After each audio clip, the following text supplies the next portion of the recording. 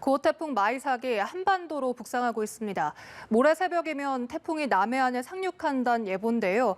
강한 세력으로 내륙을 관통할 전망이라 피해가 우려됩니다. 자세한 태풍 전망 오늘도 김재훈 기자와 함께 살펴보겠습니다. 어서 오십시오. 네, 김 기자, 먼저 태풍의 이동 경로부터 살펴봐야 할 텐데요. 어제 이 태풍의 이동 경로에 많은 변동성이 있다고 말씀을 해주셨습니다. 현재까지 경로 변화가 있습니까? 네, 일단 태풍 마이삭은 현재 일본 오키나와 이 북서쪽 약 한 220km 부근 해상을 지나고 있습니다. 어제 태풍 세력이 좀 더 강하게 발달할 것이다 이렇게 전해드렸었는데 이 태풍이 30도 안팎의 뜨거운 바다 위를 지나면서 강력하게 발달을 했습니다. 현재 중심 기압은 935헥토파스칼 안팎까지 떨어졌고 이 중심 최대 풍속은 초속 50m 안팎을 보이는 매우 강한 바람을 동반을 하면서 북상을 하고 있습니다. 기상청 태풍 강도 기준 분류에 따르면 매우 강단계로 두 번째로 강한 단계로 분류가 되고 네. 올해 발생한 태풍 중에 가장 강력하게 발달한 태풍 중에 하나라고 보시면 될 것 같습니다. 일단 예상대로라면 이 태풍은 내일 아침이면 이 제주 남쪽 먼바다까지 북상을 하겠고요. 내일 밤이면 이 남해상으로 진입을 하겠습니다. 내일 새벽쯤에는 이 경남 해안에 상륙을 할 것으로 보여지는데 이 상륙 예상 시간은 뭐 한 새벽 2시에서 3시 정도가 될 것으로 보여지고 상륙 지점은 경남 해안이 될 가능성이 가장 크다고 기상청은 전망을 하고 있습니다.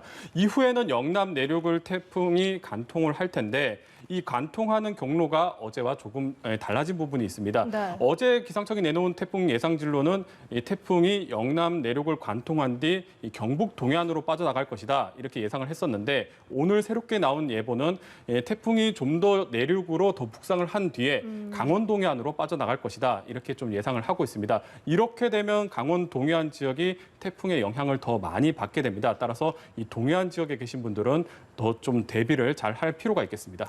네, 말씀하셨듯이 올해 발달한 태풍 중 가장 강한 태풍이 될 가능성이 있다고 말씀해 주셨는데 도대체 비바람이 얼마나 강하게 불 예보가 나오고 있습니까?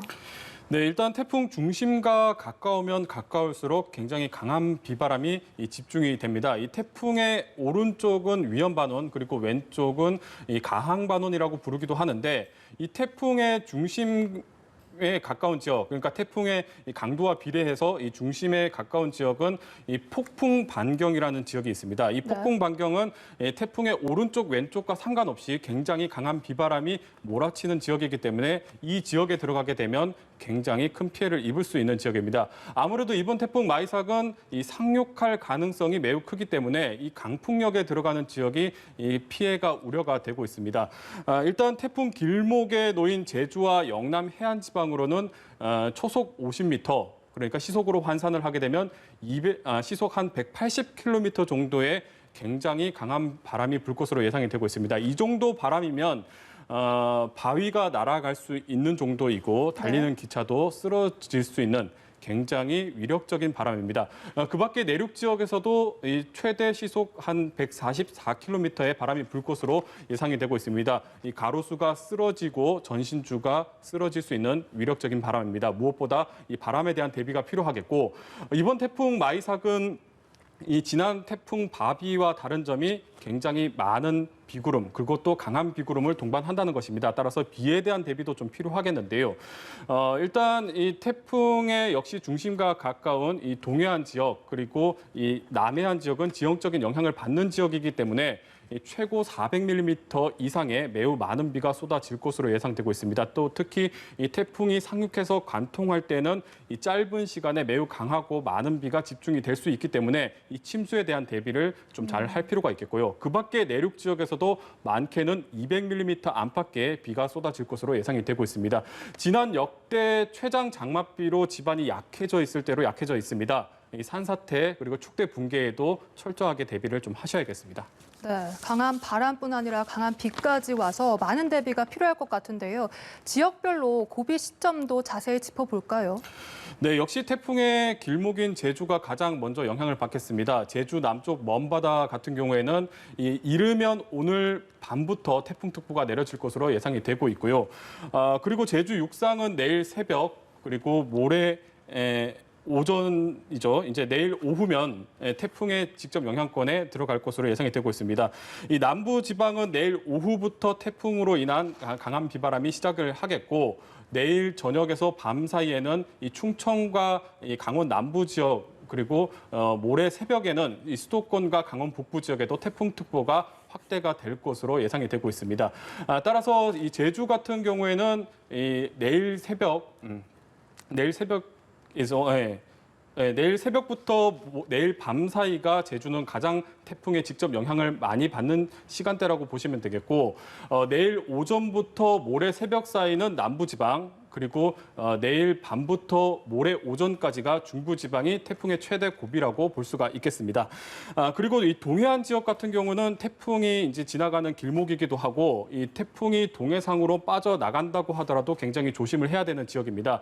태풍이 시계 반대 방향으로 회전을 하기 때문에 태풍에서 동반된 많은 수증기 그리고 동해상에서 불어오는 이 수증기가 태백산맥으로 들어오면서 이 지형적인 영향으로 굉장히 많은 비가 쏟아질 수가 있습니다. 따라서 태풍이 동해상으로 빠져나간다고 하더라도 계속해서 주의를 해야 되는 지역이 동해안 지역이라고 할 수가 있겠고요. 그리고 경남 해안 지역 그리고 동해안 지역은 폭풍 해일에도 대비를 좀 잘 해야 할 필요가 있습니다. 내일부터 5일까지가 백중사리 기간이라고 해서 이 지구와 달이 가까워지면서 이 바닷물 높이가 굉장히 올라가는 기간입니다. 대조기에 해당하는 기간이기 때문에 태풍이 북상하는 시간과 대조기가 겹치면서 굉장히 강한 그리고 높은 물결이 일 수가 있습니다. 기상청이 내놓은 예상에 따르면 최고 12m의 물결이 일 것으로 예상을 하고 있거든요. 네. 태풍 북상과 겹치게 되면 이 해안 저지대가 침수가 될 수가 있습니다. 지난 태풍 매미와 차바도 이 경남 해안 지역으로는 이 폭풍 해일이 발생하면서 큰 피해를 입었던 바가 있습니다. 따라서 이 해안 저지대에서는 철저하게 대비를 해야 되겠습니다. 네, 그리고 또 해외 기상청들의 예보도 다시 한번 살펴보면 미국과 일본의 기상청과 우리 기상청의 예보 차이가 있다고 말씀을 해주셨잖아요. 여전히 차이가 크게 나타나고 있습니까? 네, 이제 뭐 태풍 상륙이 48시간도 채 남지 않아서 보통 이 정도 시간에 들어오게 되면은 각국의 태풍 예상 진로가 좀 모아지게 되거든요. 네. 그런데 아직도 여전히 미국과 일본 그리고 우리 기상청이 내놓은 태풍 진로가 조금은 차이가 나타나고 있습니다. 먼저 미국 합동 태풍 경보센터의 태풍 예측에 따르면 미국에서는 지금 태풍 마이삭이 전남 해안에 상륙을 하겠고 이후에는 영남과 충청 지역 그리고 강원도를 관통할 것이다 이렇게 예상을 하고 있습니다. 일본 같은 경우도 어제와 큰 차이는 없는데요. 이 전남 해안에 태풍이 상륙한 뒤에 이 강원도를 지나서 북한 동해안으로 태풍이 진출을 할 것이다 이렇게 예상을 하고 있습니다. 일본이 내놓은 진로대로 태풍이 북상을 하게 된다면 2002년에 한반도를 강타한 태풍 루사의 진로와 상당히 비슷해집니다.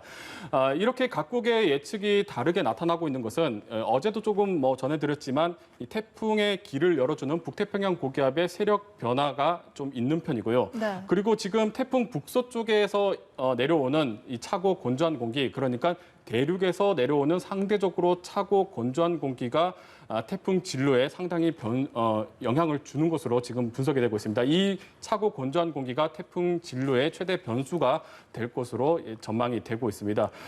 지금 어제부터 미국과 일본 기상청의 진로를 계속해서 전해드리고 있는데 네.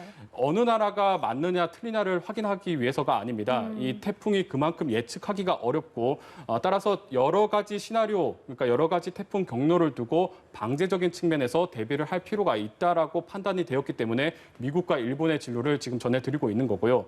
그만큼 이번 태풍의 진로가 예측이 어렵다는 것을 얘기를 해주는 것이기 때문에 앞으로 발표되는 태풍 정보 그리고 시시각각으로 변하는 날씨 정보를 계속해서 확인을 잘 하셔야 되겠습니다. 네, 그만큼 철저한 대비가 필요하다로 정리를 할 수가 있을 것 같습니다. 김재훈 기상전문기자와 이야기 나눠봤습니다. 고맙습니다.